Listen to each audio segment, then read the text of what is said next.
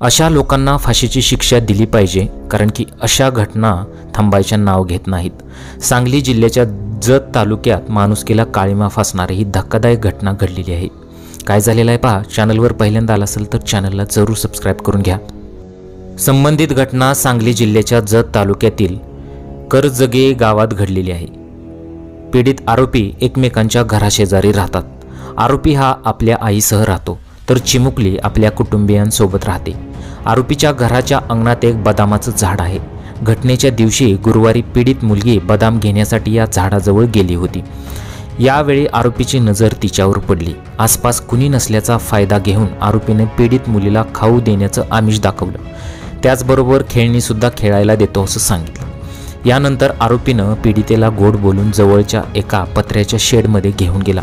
या ठिकाणी त्यांनी 4 वर्षाच्या चिमुकलीवर अमानुष अत्याचार करत तिची निर्गुण हत्या केली।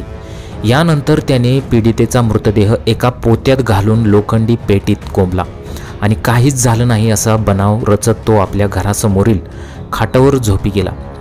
दुसरीकडे चिमुकली अचानक बेपत्ता झाल्याने पीडितेचे कुटुंबीय घाबरले। त्यांनी सर्वत्र शोधाशोध केली, पण मुलीचा काहीच थांगपत्ता लागत नव्हता।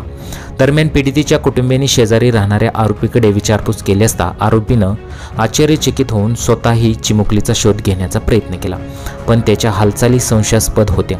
मुलगी सापडत नसल्याने मुलीच्या कुटुंबियांनी गुरुवारी मुलगी बेपत्ता असल्याची तक्रार दाखल केली। त्यानुसार गावात सर्वत्र शोधाशोध सुरू झाली। पोलीस देखील गावात शोध मोहीम राबवत होते। यावेळी आरोपी पांडुरंग कळळी पुजारी हा गावात संशयितरित्या फिरत होता। पोलिसांनी ही बाब लक्षात आली। पोलिसांनी आरोपी पांडुरंग याच्या घराचा तपास करण्यास सुरुवात केली असता घरातील एका पत्र्याच्या पेटीत 4 वर्षीय चिमुकलीचा मृतदेह आढळून आला। पोलिसांनी हिसका दाखवतच आरोपीने गुन्हा कबूल केला।